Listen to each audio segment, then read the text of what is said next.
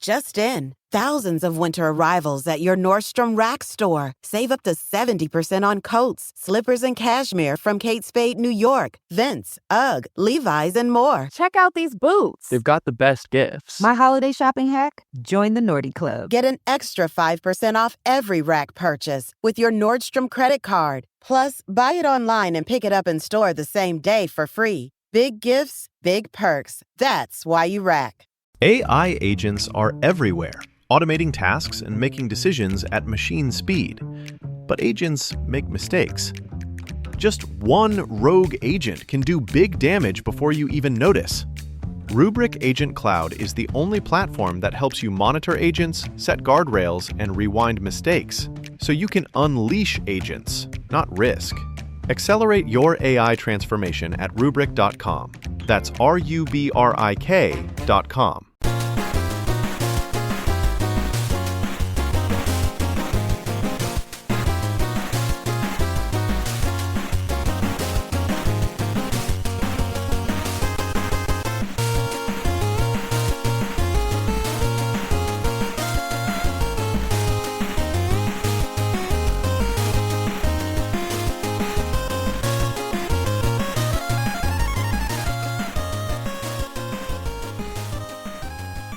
Hello again, hockey fans. Are you ready to brave the wild with me, your host, Paladino Joey, or Joey Awajan? Brave the Wild is available on all of your favorite podcasting apps and, of course, also on the Hockey Podcast Network, also known as THPN. We want to thank Dylan and Kyle for having me on board that wonderful page and network. Really appreciate it. Also, thank you to DraftKings as well for sponsoring us. So, just letting you know, also, again, the shows are going to be slightly shorter than before because, obviously, again, I have to get to work a little earlier on a regular basis now with a different job. So the ups and downs of the new job, going in earlier, not necessarily something I like, but it's kind of like sacrificing for your career, I guess, that type of thing. Otherwise, yeah. And otherwise, it is what it is. And, of course, still not feeling my best from getting, banged up a bit about, I don't know, like 10 days ago or so. So still, kind of recovering, my kind of bruised up and such. So it's unfortunate, but that's how that goes. So maybe my voice is a little softer, but I better get onto it. Also, again, I'm sure I'd like the shows, like I've been saying this for years now, to be less and less just game reviewy and game previewy, to be more topical. I like the way certain other shows do their podcasts. I like the way Crease Assist does theirs, that type of thing, So, yeah, that's just kind of what that is. Of course, we're going to look at the kind of games as kind of a reference point and such, but not just sit there and overly review every single game all the time. That's a big thing. So, yeah. I'll say again, I hope everyone had a wonderful Thanksgiving. Mine was all right, definitely. Obviously, recovering from injuries, basically, unfortunately. The Wild have gotten a point in basically every game going back to that. Even losing to San Jose, the Wild got a point. So all the way back to November 11th, the night of the great Northern Lights display. That frustrating Sharks game, you think the Wild are going to win, and they just end up not winning. Goaltending's been phenomenal. The defense in front of the goaltending's been way up there.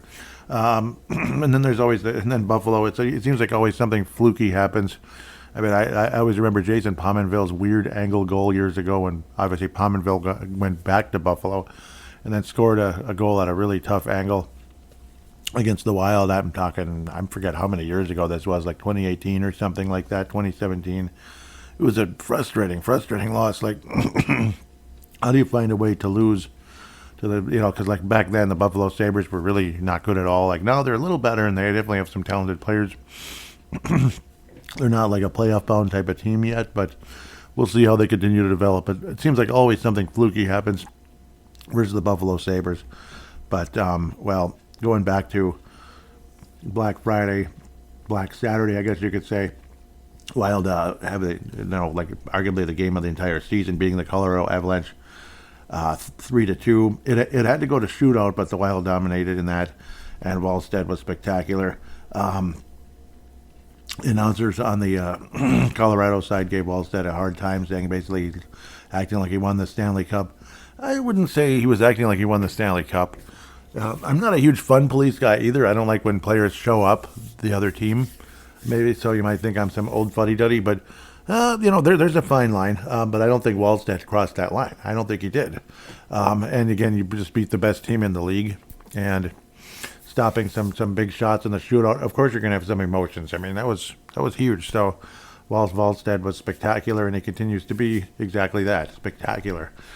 He would record his fourth shutout against Edmonton a few days later. So, it's been fun. It's been incredibly fun. Statement here. You want to call this a hot take? You want to call this maybe just looking for attention? I don't know. I don't think it's trying to look for attention necessarily. But goaltending like this, you can win a Stanley Cup with goaltending like this. Obviously, knock on wood, with people staying healthy, players staying healthy, important players on the Wild, like losing Kaprizov for like half the season last year. It derailed things. The Wild were doing so well for an extended period last year, and then Kaprizov's injury really derailed things.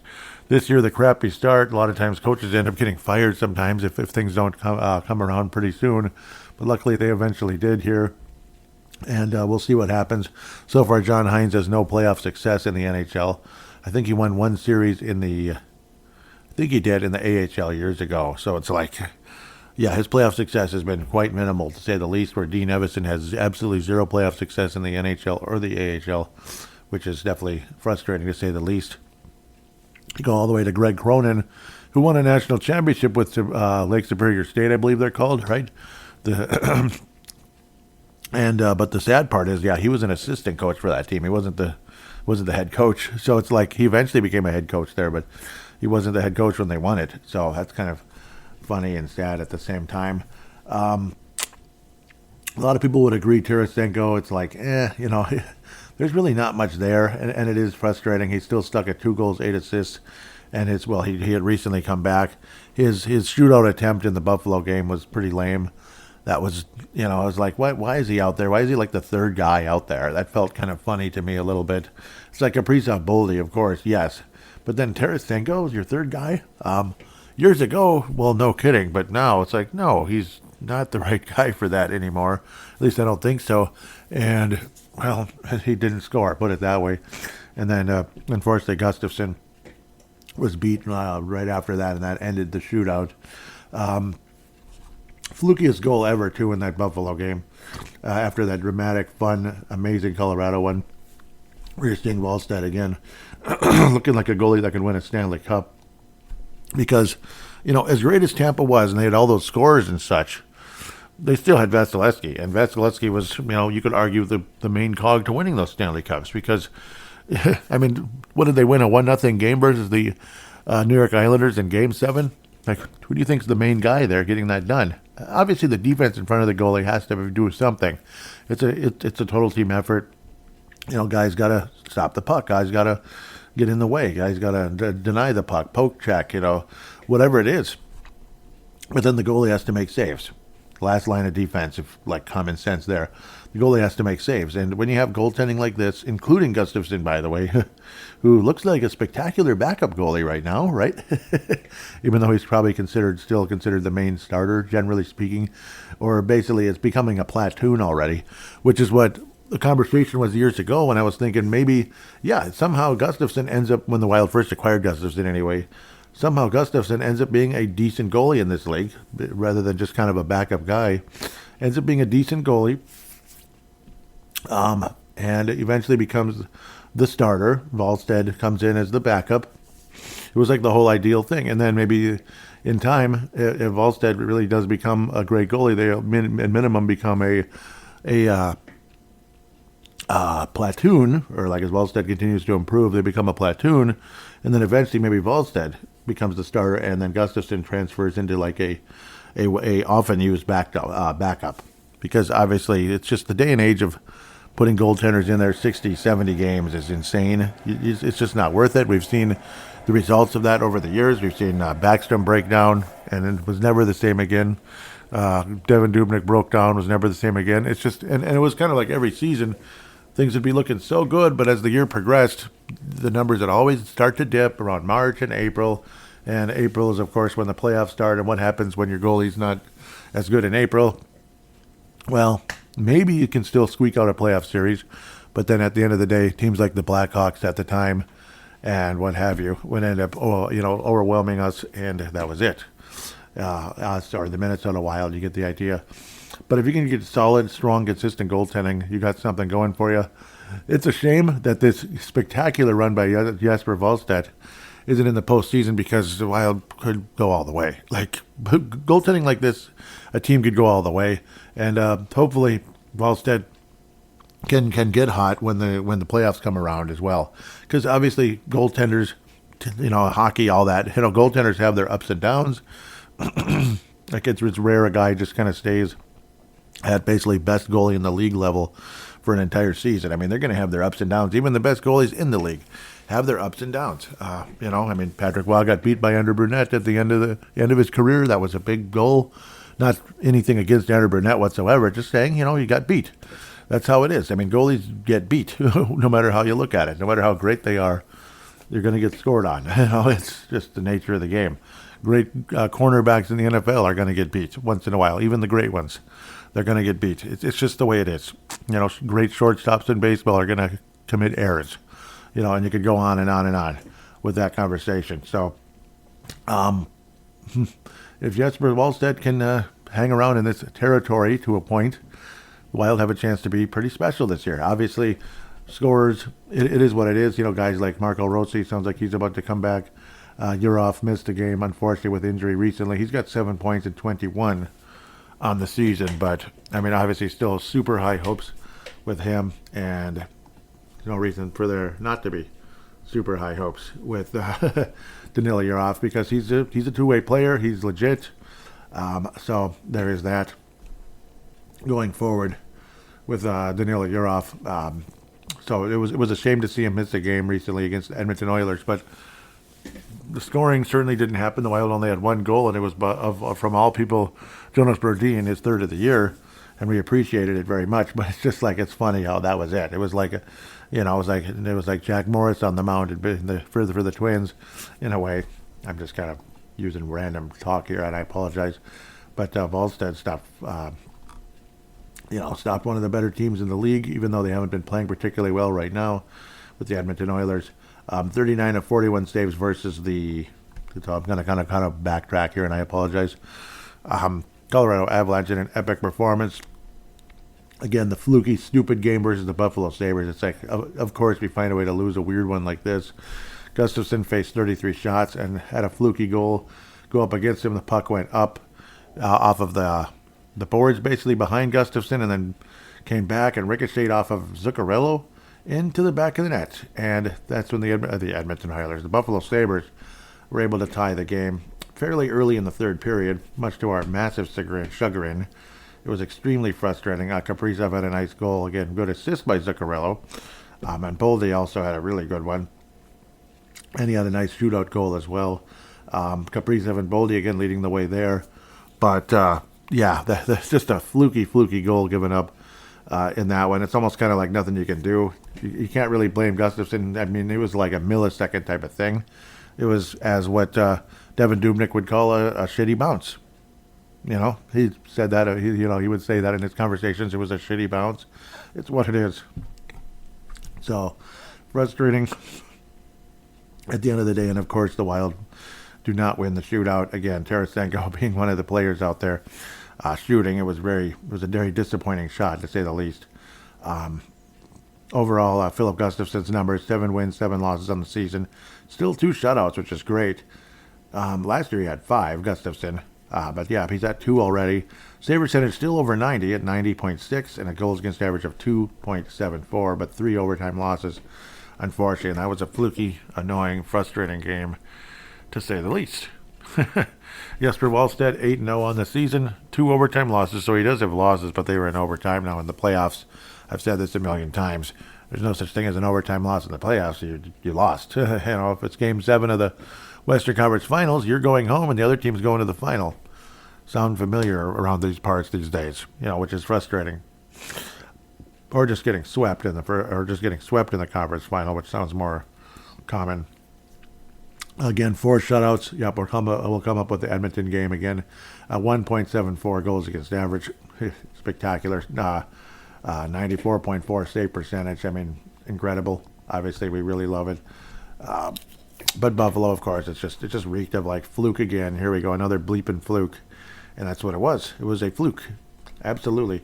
The 1-0 win over Edmonton again. Not the most exciting thing ever. It is what it is. Rogers Place. Edmonton, well, it's like I can imagine the frustration over there. Mientras los quienes de Villaquién reían y comían, el Grinch desde su guarida su plan definía. Pensó cómo arruinar sus cenas festivas y le vino una idea de las más retorcidas. Salpicaré sus papitas de verde con sazón de pepinillo y con esos feos calcetines verán mi retorcido motivo. Así que si quieres probar lo que el Grinch preparó, ve a McDonald's y verás lo que tramó. El nuevo Grinch Meal, ya, en McDonald's. En McDonald's participantes hasta agotar existencias. Para pa pa pa. Like, our goaltending is frustrating, and we're losing games 5-4. We've got the best player in the world. We got maybe the third best player in the world to go with him. All these other talented players, Ryan Nugent-Hopkins, he's not like a star, he was supposed to be, but he's not. He's good. He's a good player. Kind of Joel Eriksson-ish, I guess. I don't know. I'm not directly comparing him, just saying, like roles, I guess, and such. Well, if Joel Eriksson was on Edmonton, put it that way, I think Eck is a better player than Ryan Nugent-Hopkins right now, generally speaking. Wallstedt stopped all 33 shots coming his direction and was able to get the shutout again. Sturm and Brodin, 2 guys here, not expecting too much to rack up the scores, even though Sturm's been pretty good since being on the Minnesota Wild. Of course, a very late start to the season, which was extremely frustrating.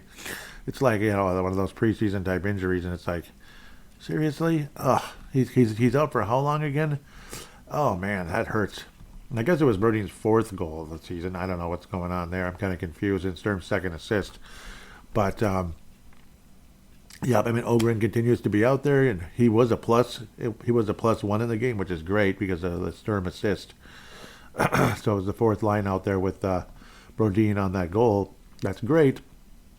But Ogren continues to be scoreless, which is frustrating. Tyler Pitlick continues to be scoreless, 16 games and nothing. Liam Ogren, 14 games, nothing. Zach Bogosian, you don't expect anything. It is what it is, 11 games, nothing. He's more of a defensive-minded guy, of course. Ben Jones, 14 games, nothing. So you got the same stuff going on there. Foligno's missed a few now, down to 23. He's still at 23 games with 2 assists on La Saison, as I like to say. But, Rossi's basically looking to return pretty soon, so we're very happy about that. That'd be Marco Rossi, Super Marco, as I like to call him. But solid. I mean, obviously solid, exciting. The Wild are back in kind of a 3rd place position. It sounds very familiar. Whether you like it or not, it's a very familiar position for the Minnesota Wild in the standings historically. Like, yep, we're in 3rd place, and guess who we get to play in the first round if the season ended today? Let's see, Dallas. I don't want to play Dallas again. Come on, go away. I'm tired of Dallas. The Wild have a game in hand, though. Versus Dallas anyway. 35 points. The Stars have 41, and Colorado still way at the top there. Amazingly, they have 6 overtime losses. That's a lot, actually. So it's like, if you really kind of boiled it all down, they're 19-7. If you wanted to be completely honest, but it is what it is. They still got points out of it.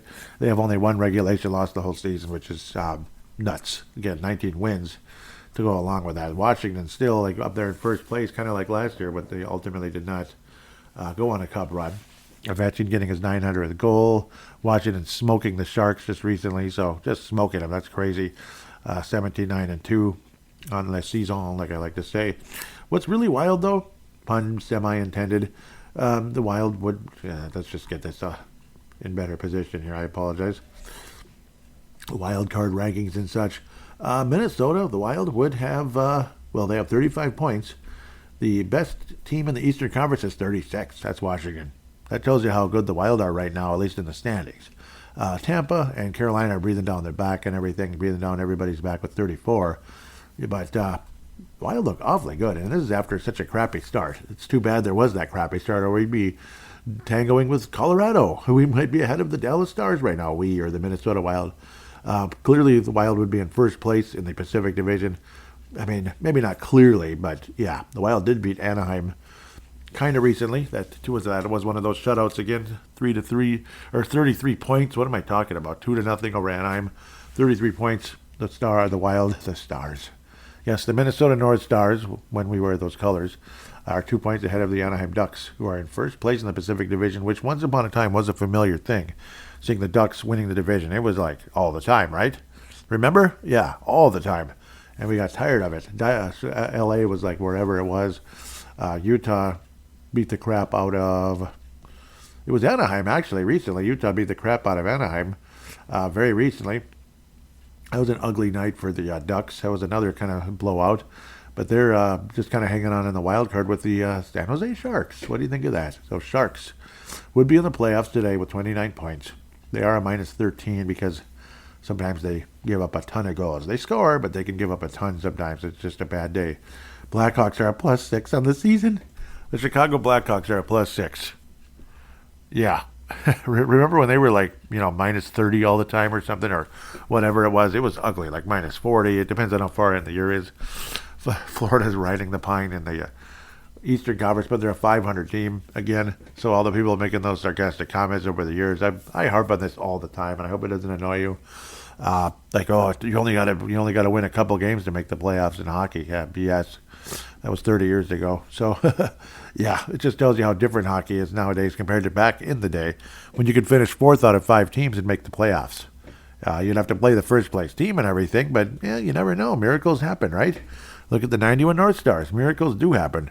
Or the 82 North Stars, who after making a cup run, lost to the Chicago Blackhawks in the first round, the 4th place Blackhawks. The North Stars won the division. They were ready to do something special, and nothing special happened. It was very sad. Very sad. Sad, very sad.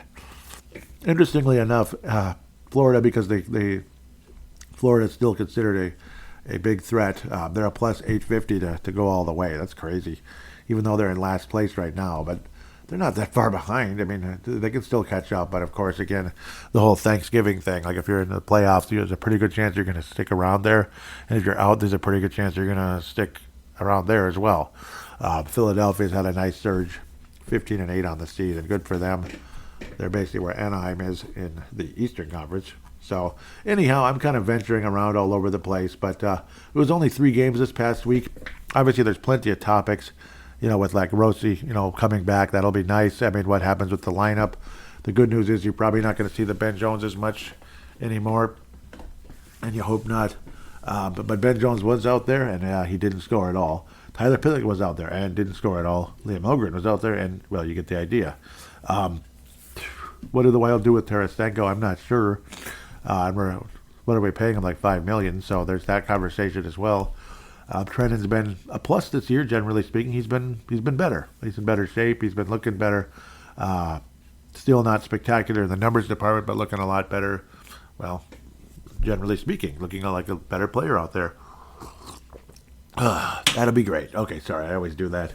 But I would hope that, Pitlick, or, well, obviously Ben Jones and Pitlick at some point go back to the AHL. God bless Pitlick again, Minnesota native, Minneapolis native, and all that, but he's not productive right now, and that's just kind of common sense. So it is what it is. I'm glad that the Wild have been putting Ogren out there, but again, 5 bleeping minutes. What are you going to do? He played 7 shifts, which was last on the team versus the Edmonton Oilers. So I don't know. Is Ogren just not cutting it in the NHL or what? But remember, that was the question with Rossi years ago.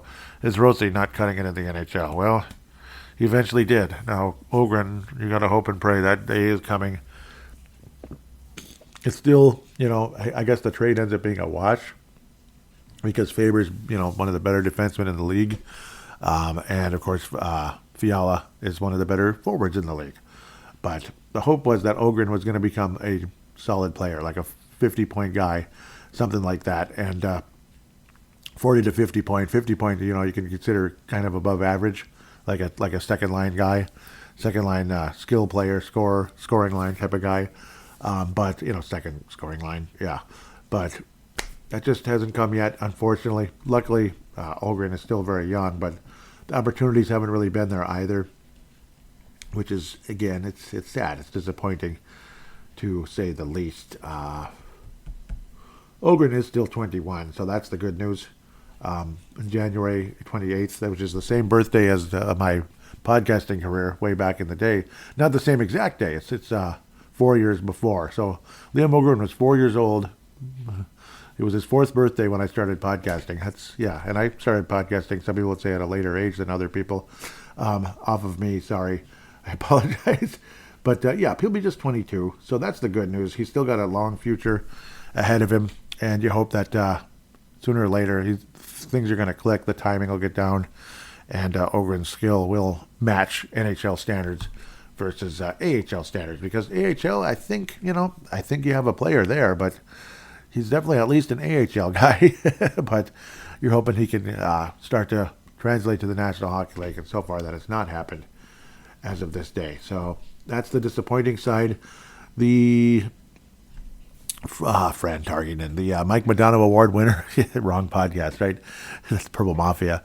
The Mike Modano Award winner for this episode is none other than the Great Wall of St. Paul. Dare we call this the Great Wall of St. Paul Part 2, because it kind of is.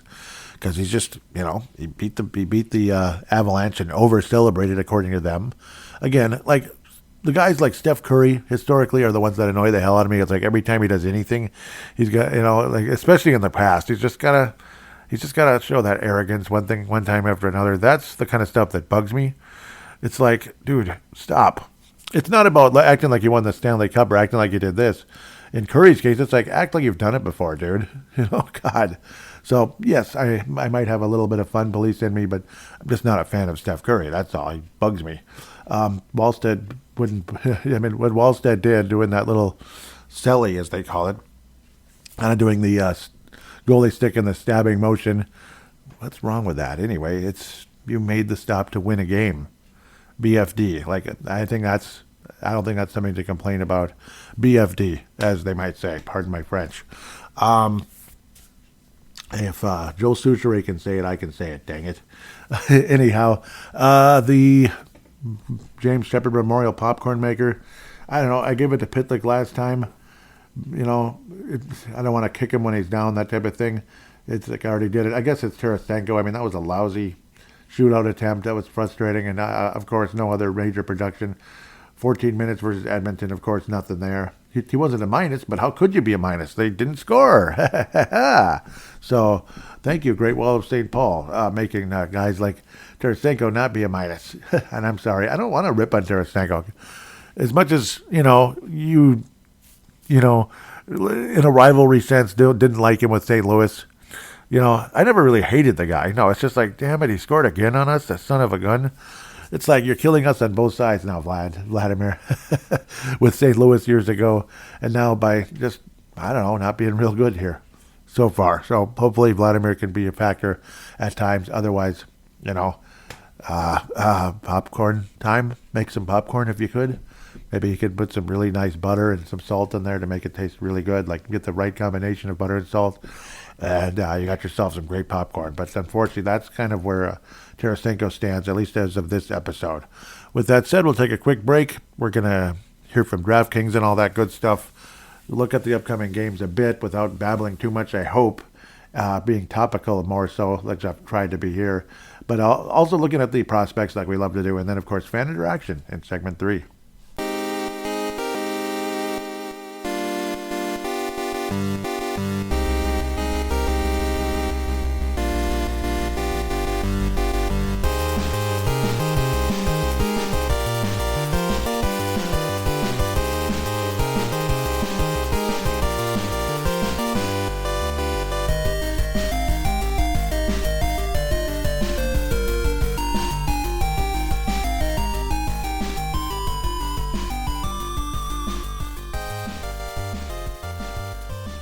And we are back here on Brave the Wild, segment number 2, and I got to remind myself, I don't have the time I used to, unfortunately.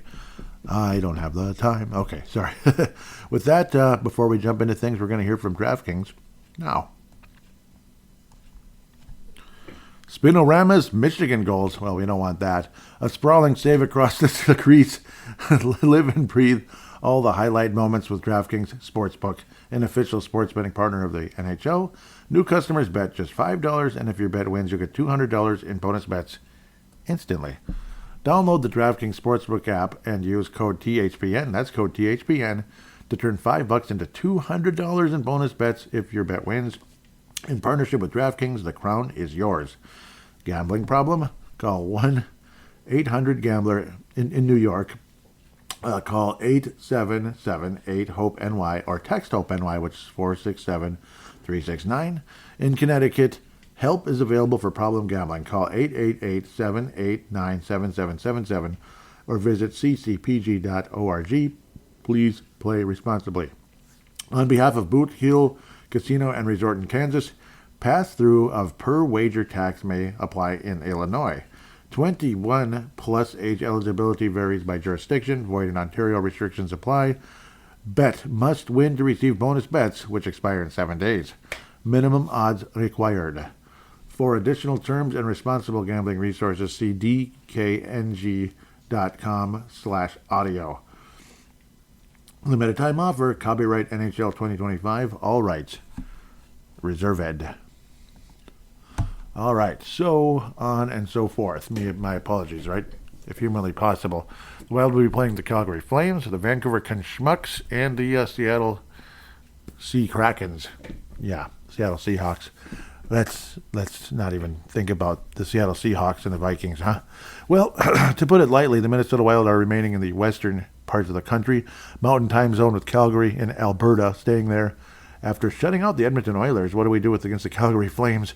Historically, the Wild, they're the other one. They're the other one. The Buffalo Sabres are that fluky, funky, come on, we lost? Yep, the Calgary Flames have been that fluky, funky one. Vancouver's kind of fluky, funky, too. The Wild have had some epic games versus Vancouver historically, and not just the playoff series all those years ago or even the games before that and after, but in recent times, because that's 20 years ago. That's a generation ago, so can't really dig into that too much into modern times right now. We can't really, I can't get the words here and I'm losing my mind. Vancouver had some interesting games versus them and some funky ones. Seattle, kind of same thing. They're knocking on the door of the postseason. So staying out west again, staying west and going further west, from Mountain to Pacific time zone. Now that I've babbled enough, and then I get to play Dallas coming in. Yeah, December 11th, the playoff preview of Wild versus Stars again. Well, that's this time in the series. Anyhow, Calgary, let's move quickly. I don't want to go on too long. I apologize. Scotiabank Saddle Dome. Ever heard of that one? I sure have. The Saddle Dome is legendary. We all appreciate it. The Wild did defeat the Calgary Flames with a shutout on November 9th. Yes, a shutout. I do believe this is Gus, wasn't it? Was this Gus? No, Gus. Or was this Mr. Wally? It was Wally. Volleyball got the shutout. Back up, you dummy. Sorry. Okay, so the Wild did get the shutout. This is a 3-game series with the Pacific rival here. Heading to Calgary now, and the Saddle Dome, of course. January 29th, we'll have a little tiny bit more sunlight then. As you know, I always look forward to springtime.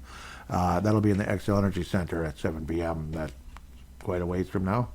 About 2 months away. The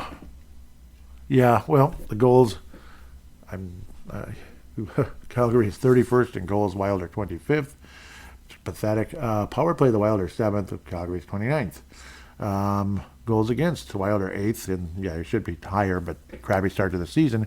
Calgary's 20th. Penalty kill, the Wild are 21st, which is better than it was. Remember how pathetic it was not that long ago? Calgary is 9th. Penalty minutes, the Wild are still losing their minds here. Wait a minute, this is backwards. Wild actually have the 31st. Okay, so this is different now. They used to show 31st place, meaning you had a ton of penalty minutes. So we're actually 31st in actual minutes. So we're the second best team in the league at staying out of the box. Well, that's nice. So they've switched this around. I apologize. I think I messed that up last week. Why do they have to change that? Anyhow, Calgary's second in the league in actual penalty minutes. Maybe it was confusing people. But whatever. Second in the league in actual penalty minutes. 355 versus 186. So hopefully the Wild can... Hopefully that's a key to success with the 7th best power play in the league. Their penalty kill in Calgary is 9th, though, and boy, it's going to have to be good, right, when you're giving up that many penalty minutes. Should be a winnable game. Absolutely should be. Will the Wild get the job done? I'm not sure. Unfortunately, got injuries, so Urov did not play versus the Oilers. Thank you for the information. He just didn't play. That's helpful. Foligno's week to week as of November 27th. That would be on Black Friday there. Vinny Hinostrosis, of course, got hurt. Yeah, and he's out 4 to 6 weeks. I don't know if he had a broken ankle or something. Could be. That's kind of what it looked like, but that's just me assuming. And usually when it's numbers like that, that's probably a broken something. So probably something like that. Feel for him. Hinostrosa plays hard and plays well. Obviously, nothing special about him, but that was back on November 21st. Samuel Honzek, out for 6 months as of November 15th, so see you next year, I guess. Ouch. Is out. How they put out in all caps. Well, that's out, all right. Zane Parankith is on injured reserve. Okay. That was November 7th. That's been a minute there. That's been a while, sorry. Some people don't like that. Whatever. Martin Pospisil. It rolls right off your tongue. Sounds like Hoppistol. He go to Hoppistol. The Flames announced Thursday, November 23rd, the Pospistol. No, Pospisil, holy moly, remains out with no timetable to return. Not very big names there. Obviously with Minnesota, it's slightly bigger with Urov. Luckily, it just did not play. That means he's day-to-day, basically, is what he is, and that's what it's showing.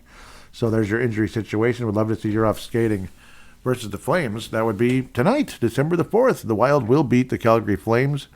Who's going to be in net? Probably the Gus bus, right? Because, it was Wally last time, so Gus gets to play against the fluky Flames, just like he got to play against the fluky Buffalo Sabres.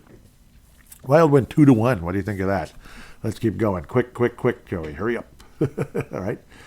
May have babbling too much. I just started going on my tangents. Calgary was 9-15-4, by the way.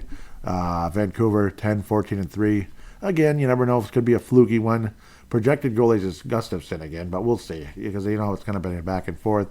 Canucks are 21st in goals. Power play is 13th. Goals against is 32nd. They give up the most goals on the season so far, so their goaltending stinks. The penalty kill's 30th, and that's good. Their penalty minutes, they're 12th. So they stay out of the box for the most part, but their penalty kill stinks. Their power play is decent. So they're kind of like a worse version of us, basically. Well, much worse in the goals department. The Wild, it's crazy. 98 goals, and that's the worst of anybody. It's the most goals given up by anybody in the National Hockey League. The Wild won 5-2, and I wouldn't be surprised if it's something like that again. This was back on November 1st when things started turning around. That might have been about the turning point of the season, wasn't it? October stunk. And then it's like 5-2. Okay, all right. That's encouraging. Saturday the 9th here coming up. So it's Thursday, then Saturday. The Wild travel a little further west to Vancouver. And then, there's going to be a lot more sunlight on April 2nd in Xcel Energy Center in the season finale, which I do think the Wild win the series. I think so. Vancouver's been pretty rough. They haven't been giving up that many goals lately, but they've been losing, basically. And the one they did win, they gave up 4. That was versus the Ducks. Yeah, losing 5-2 to Calgary. Somehow, I can imagine Calgary being more dangerous because they started off pathetic at the end of the year, like horrendous, and then they started picking things up. Or Vancouver's just been consistently, just not good. Thatcher Demko has been out and all that. So Evander Kane, the former Oiler there, day-to-day apparently, sustained a laceration to his forearm in the third period of Tuesday's December 2nd game versus the Avalanche. The injury is not expected to be significant, but it is a laceration, also known as a cut. But you get the idea. Connor Garland, day-to-day, as of December the 1st, didn't play against the Avalanche. Sounds good. Thatcher Demko is on injured reserve as of Veterans Day. So we'll see what happens. Hasn't been traveling with the team and all that. So, they're home right now. I do think the Wild defeat the Canucks. Final score along the lines of 4-1, 4-2, 3-1. But the Wild will beat the Canucks. Let's have fun with this whole thing. Most likely going to score versus Calgary. We'll say Boldy versus the Vancouver Canucks. We're going to go along with. I got a feeling it's going to be somebody like Danila Urov is going to score versus the Canucks, and that would feel pretty good to see that. I believe it would be his 3rd goal of the year, so that'd be nice. Seattle Sea Kraken, you get that, I'm just kidding. The Seattle Kraken, 11-7-6 on the year, so they've been a little snake bit in overtime and what you call it. And the Wild have 5 of those losses, again, with that obnoxious back and forth. I think, trying to think of where Wally's going to play. I think he's playing against Vancouver, which could be really interesting, but we'll see. It's been a back and forth type of thing, which is fine. I mean, it's freaking awesome when you have goaltending like that. The Wild went to the West Finals when the Wild did goaltending like that. Manny Roley. That was awesome. Joey Decord is probably the better goalie we're going to be facing coming up. 2.68 goals against average. Seattle's back in playoff contention again. It's been a couple years. Their second year, they almost went to the West Finals. Like, they lost Game 7 by, like, the skin of their teeth to the stupid Dallas Stars. And we all love the Dallas Stars around here, if you didn't notice. But, yeah, the Kraken lost that game by the skin of their teeth. They almost went to the West Finals in their second season. See, like, Vegas goes to the Cup Finals in their their first season. Unfortunately, they got drilled in that series by Washington. I don't like Washington that much, if you didn't notice. Seattle almost gets to the West Finals in their second year. And then the Minnesota Wild in our third season got to the West Finals. So it is kind of that early history, franchise history, jump up type of thing. Kind of like the Florida Marlins winning the World Series in their, fourth season, I think it was? Fourth season they won the World Series. But then, yeah, who talks about the Florida Marlins these days? Excuse me, Miami Marlins now. Ooh. Anyhow, offense, goals. Seattle's worst in the league, but they're number 2 in the league in goals against, only 63. Wow. Obviously, again, crappy start by the Wild has the Wild 8th versus, first, second type of thing. But Decord and others. Matt Murray, of course, is also out for about 6 weeks as of November 15th. That'd be the other goaltender there in Seattle. But Decord's been pretty good. Only 63 goals against the whole year.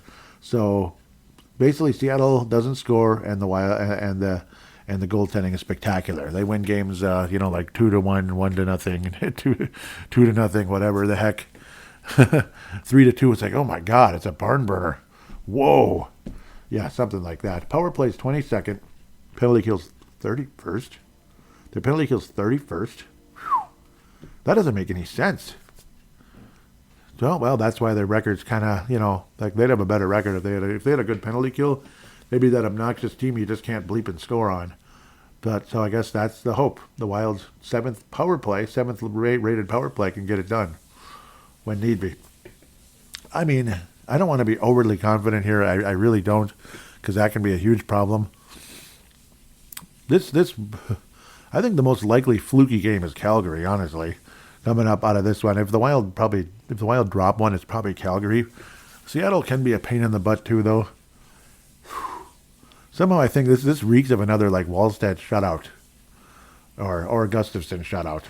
I got a feeling it's going to be like one of those 1-0, 2-0, let's say 2-0 shutout. Whoever's in net gets a shutout. Probably Gustafsson picking up his 3rd of the year. I'm gonna try. I'm gonna try to hit a home run here, or get a hat trick, or whatever the hockey term would be. Try to score a hat trick here with Mr. Well, it'd be Gustafsson getting a shutout. I mean, if the projections stay the same, it's Gustafsson, Wallstedt, Gustafsson here with this group, because Wallsted's the remaining guy. It was Wallstedt, Gustafsson, Wallstedt the last three games. So 2-0 win for the Wild. Most likely guy to score is going to be, it's like you want to just say Kirill Kaprizov and make it simple. Marcus Johansson, he's the kind of guy that would score in a game like this. The Wild win 2-0. I think, didn't Johansson skate with Seattle for a little bit there too? When the Wild kind of moved on from him, he was on Seattle, and then we just had to get him back, didn't we?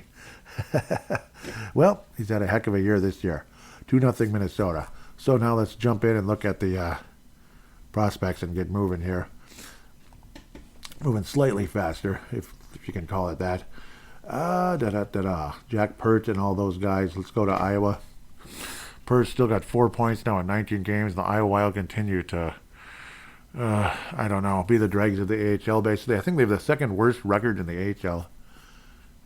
When's it ever going to get better? Kel Peterson, goals against average of 2.88. That's okay. I mean, whatever. But he's 2-9 on the season. 2-9. You know what I mean? And he even has a shutout. Save percentage of 89. Oh, man. Samuel Hilav, I believe is how you say it. I've messed that one up a million times. 87 save percentage, 3-5 on the year, 3.56 goals against average. Let's look at where he is because he's not even with. He was demoted to the Iowa Heartlanders and he gave up 4 goals in the first game. Iowa Heartlanders and he gave up 4 goals. I'm sorry, but man, that's frustrating. Ay, man. Jerry Mayhew, it's like, oh, that sounds familiar. He's leading the team in scoring with 7 goals and 3 assists in 17 games. Jerry Mayhew, and he's a -7. Tied with him for the team lead in point leaders, basically. David Spacek with 10 assists. So he's like the lead positive, I think, in all of Iowa right now, and he's only 22. He's a -4, which isn't that bad, really. That's not bad. You think, oh, this offensive defense, and he probably gets torched. Not really. -4 on this team is not bad at all. So Spacek is the guy that I look as when it comes to prospects in Iowa, he's the MVP right now. You're the real MVP, Spacek. I'm not kidding. I'm not. Caden Bankier is only a -2. That's okay, but the offensive production just isn't there. 20 games and 6 points. Crime and Italy trigger. 2 goals, 4 assists for 6 points for 20 games for Riley Height. Man. Pert, like I said earlier, 1 goal, 3 assists, 4 points, and he's a -11. -11. I mean, at least nobody's a -20 yet. Ben Gleason's -14. 1 goal, 6 assists. He's a defenseman from Ortonville, Michigan. Rolls right off your tongue there. Tyler Pitlick, here's the thing. You don't think a Tyler Pitlick would help the Iowa Wild right now? Yeah, I think he would. Amazingly, he was a -3 in just 5 games, but he did have 4 points, 3 goals. Pitlick is probably exactly what they need right now in Iowa, as weird as that might sound. Well, at least he doesn't have like a ton of penalty minutes there. He has 0. Ben Jones, Ben Jones and Pitlick, it'd be nice if they were there to probably just provide some of that veteran stability for some of these young guys. And, obviously Spacek can hopefully continue what he's doing. Carson Lambo's 21 games, -3. That's not bad. And he's only 22 also. 4 points for him. Not exactly 10 like David Spacek. Mikey Milne, -6 in 11 games. He's also 22. Has 2 points. 2 points. So let's get off of Iowa. It's depressing. My heavens. It's depressing. What more can you say about the Iowa Wild other than depressing, sad, toxic? And I hate saying that, but it feels toxic to me. It really does. Petrovsky, Mr. whatever he is. Yes. Well, he's in the check now, I do believe. I think the Wild don't have his rights anymore. 2 goals for him. I could be wrong about that, but I do believe the Wild did release his rights. Ryan Healy in his senior year in Harvard with 6 points in 9 games. That's nice. So as we head to the college ranks, 2 goals, 4 assists, and he's a +1 for Harvard. That's the first time he's actually been a plus. Because Harvard's not been really good lately. That's all you need to know. Reger Lorenz, former teammate of a guy named Zeev Buium, taking a big step forward this year, kind of like his junior year. 11 points in 15 games, 5 games. That'd be crazy. And Denver's a dangerous team. He's only 21, too, so that's something cool to think about. 4 goals, 7 assists, and he's a +11 for the University of Denver in his senior year. So, Reger Lorenz, hopefully you can help Iowa, because, I don't know, no one else seems to be doing that right now. Hunter Haight, isn't he, like, missing time or something? So, yeah, it's kind of sad. Yeah, I guess he's been in Iowa he's been in Iowa. He's got 4 goals, 1 assist, -6. 5 points for Hunter Haight. It's really sad. That's all I got to say about that. Jimmy Clark, junior year for Minnesota. They've been, we, us, whatever, have not been that good. 10 points in 17 games. He's a +2. +2. Junior year for the Golden Gophers.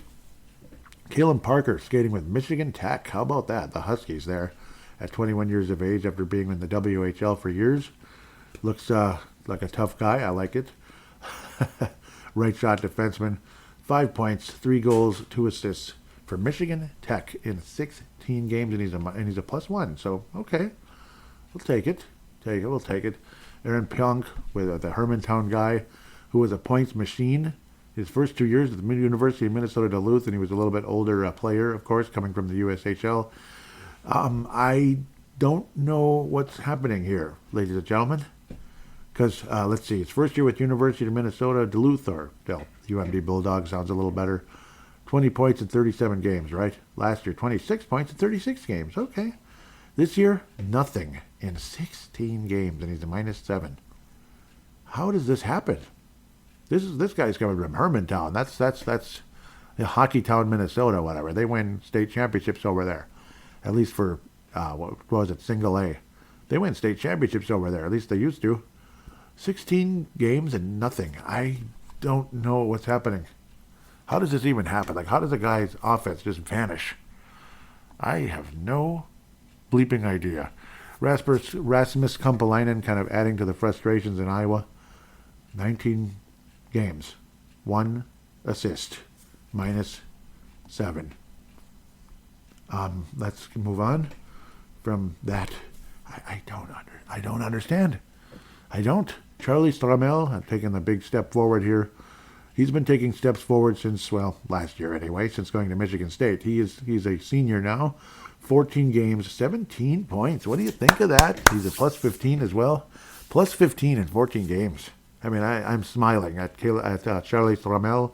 We'll see how he does coming to, well, probably Iowa. I can't imagine he's just going to be Minnesota, just like that. Probably Iowa, the Iowa version of the Wild. I don't know if you want him to go there, though. I don't know. Should he go to the Czech Republic or something, or some French league?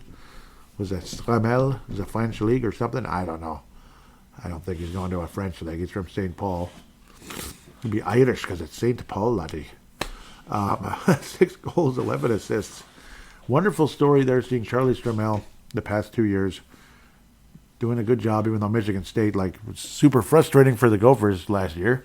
Those last-second goals. Heck, it was like 2 years in a row, wasn't it? Last-second goals and the Gophers would lose. It's just like, you son of a gun. And one of them was Charlie Stramel. So, but nice to see him succeeding. Les Gavar, that's the guy with the big tons of penalty minutes. He's in the Iowa Heartlanders. 11 games, 1 goal, 8 penalty minutes. Rock on. Well, I guess he's with the Iowa Heartlanders. How exciting for him. Woodsky, didn't he get the award this past week? I believe he did. He had a nice solid week. General numbers not that good. 3.24. He had a nice step up. Well, no, he was good for a while. That's actually why he was doing better. He's on the. No, I'm all confused now. He had some ups and downs this year. Really good with the Red Deer Rebels, 2.73 in 9 games, but they were losing games. With the Moose Jaw Warriors, his save percentage is up all the way to almost 91, but his goals against average is 3.24. So he's had some ups and downs. He is 4-3 on the season, and he was the prospect of the week with Minnesota Wild MNW prospects. So obviously great one there. MNW Young Guns. Let's keep moving here. Kiwi Haru. Come on, Kiwi, where are you? There we go. Yeah, that's a good question. Where are you? A fourth of a point a game. He's a defenseman by the fourth of a point a game. I mean, I guess that's kind of about where he's been. 20 games for SM Liga Helsinki. 2 goals, 3 assists. -7. Long shot. That's all. I mean, I'm just being honest with you. Ryder Ritchie is on Boston University and, well, 11 points, 15 games, -4. Yeah, let's just keep going. Kipke has been a 5-point guy so far after being spectacular with the Victoria Royals and doing really well in the postseason with them. But only 5 points in 15 games, all assists, and a -6 for Arizona State University. I hope I didn't say Boston. Yeah, that was the other guy. That was Ritchie. Arizona State, the Sun Devils there, baby. Carter Klippenstein at age 19 with 16 points. He is a left wing. 4 goals, 12 assists. +5, though, for the Brandon Wheat Kings. Brandon Wheat Kings. Not a point-a-game guy right now. Lirim Amadovsky, we're almost done here. Right winger, right shot, whatever you want to call him. North Bay Battalion, very cool name there in the OHL.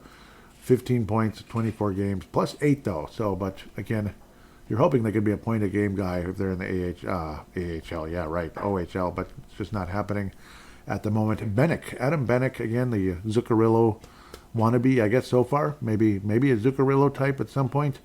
26 goals, or 26 assists in 25 games. That's awesome. To go with 14 goals, 40 total points, and a plus 16. I'm trying not to cough here. It's trying to come. Brantford Bulldogs, by the way, for Bennett. Come on, go back. Sorry. Theodora Hulkvist, or whatever, 2 points for Swedish 1 and 5 points in Swedish junior, basically, so far. All assists, plus 6 in the junior and minus 5 in the 1, basically, like the pro league. It's like the junior and the pro, basically, for Theodore Hulkvist. Still developing, of course. He's the highest pick by the Wild this year, 52nd overall. With that, we'll take a quick break and return for fan interaction.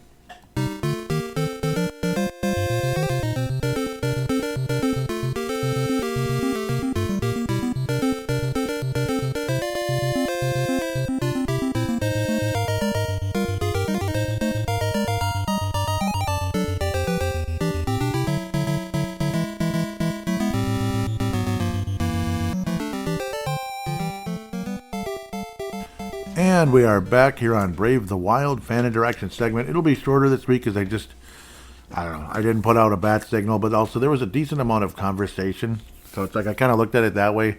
I was going to put a poll and then I didn't. And it's just like, I also kind of wanted to make sure I get kind of back in the swing of things here, or this different schedule and how quickly I'm able to record the show as well.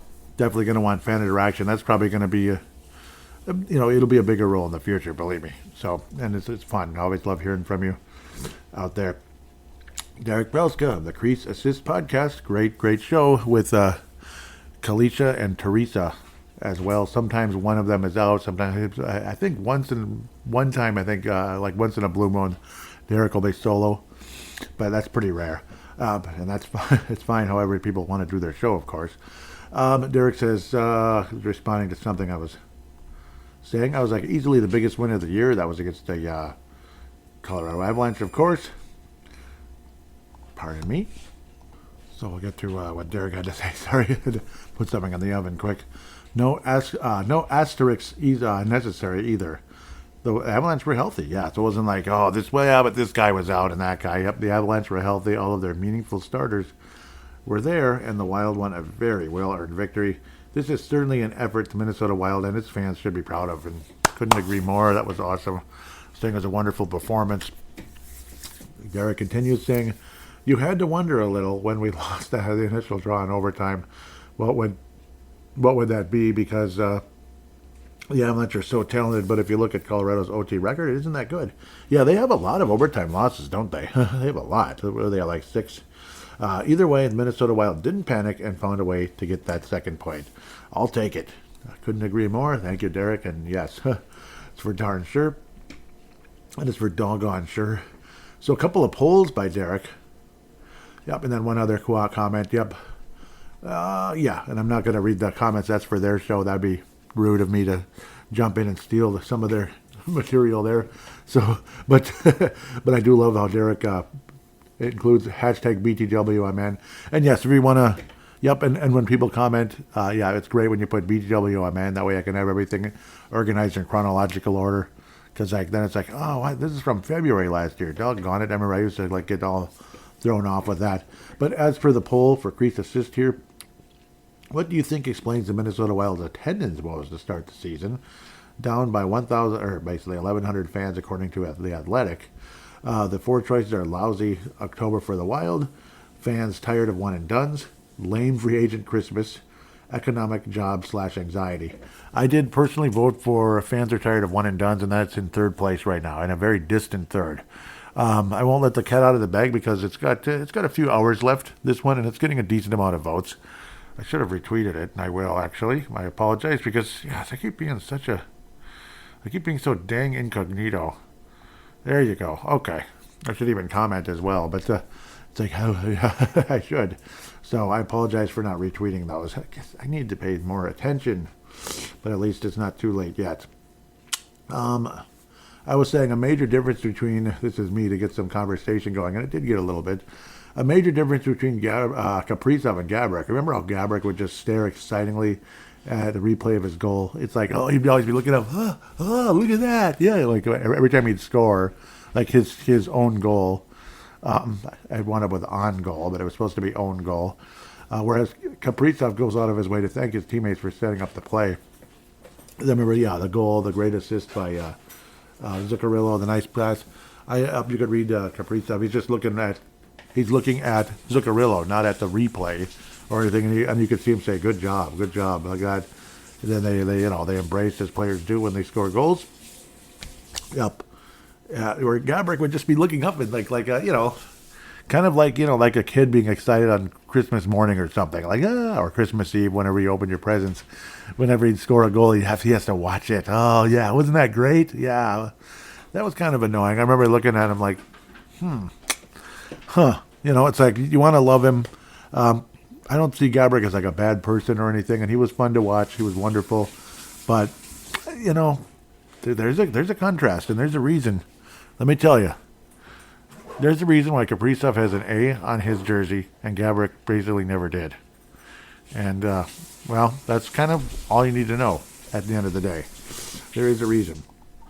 Let's look at the replies real quick. Tom Hayen, there he is.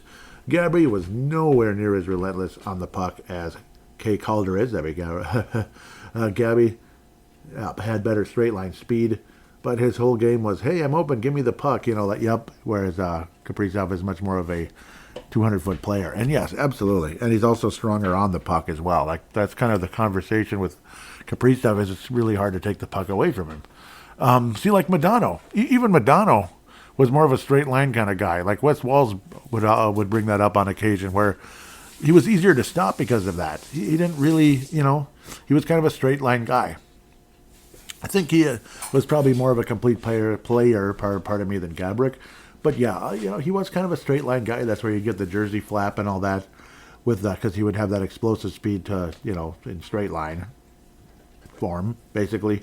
So that's kind of where I always look at Modano as like, he never even had 100 points, did he? Scoring did go down as the game got very clutch and grabby in the mid to late 90s, early 2000s.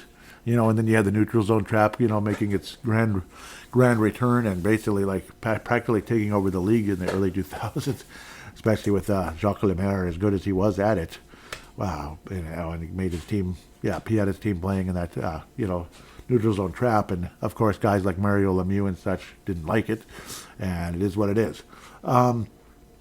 Derek also says Gabrick wasn't a big fan of playing defense unless he thought he could get the puck. Gabrick could be neutralized just by being physical with him, exactly, and standing him up. He did have better straight line speed than Kaprizov, otherwise number 97 is a superior player. Yep, absolutely, yep.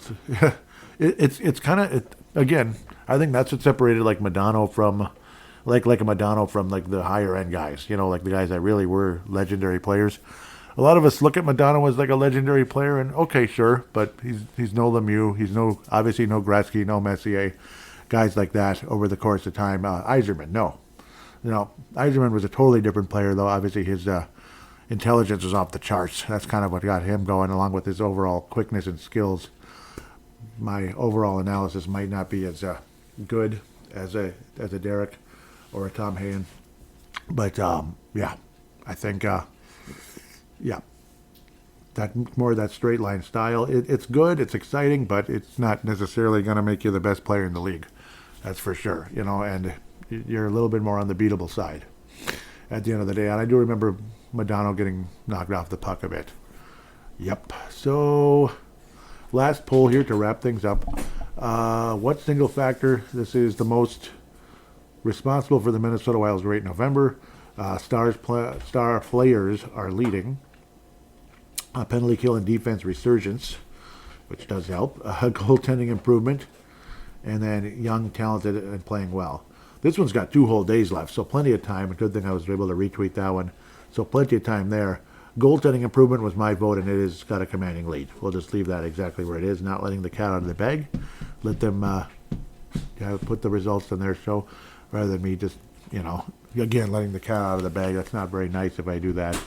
But I guess my votes were fans tired of one and dones. That'd be regarding the attendance, and goaltending improvement regarding the Wild surge in November. So, yeah, there you go. That actually wraps up the fan interaction segment here. Again, a little bit on the shorter side in the fan interaction, and the show probably should be around an hour now versus a hour and a half. That was probably a little too long anyway, but again, also for, for the sake of time and me needing to get to work and all that, it just kind of is what it is. And an hour show, that's usually about how long a lot of the better shows are out there. So if I go on too long, you might get bored with the show. So you're always welcome to comment on how you feel about the show's length and all that as well. Your comment to make anything, as long as you don't rip on the retro video game music. Somebody did one time, obviously a younger person who doesn't think retro video games have a place anywhere, but other than, I guess, old people's basements. I don't know. I guess if that's how you feel, then fine. With that said, big shout out to MNW Young Guns Spectacular there. Of course, Crease Assist Podcast Spectacular. And Minnesota Wild Global, a really nice Facebook page and highly recommended. With that said, have yourself a wonderful week, and we'll see how the Wild do out west.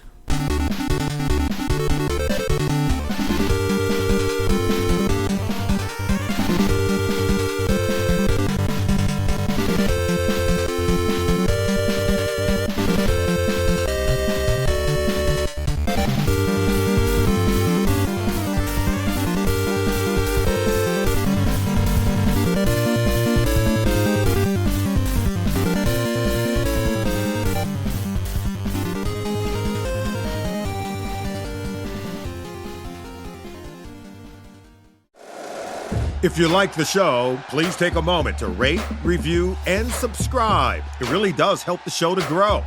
Thank you for listening.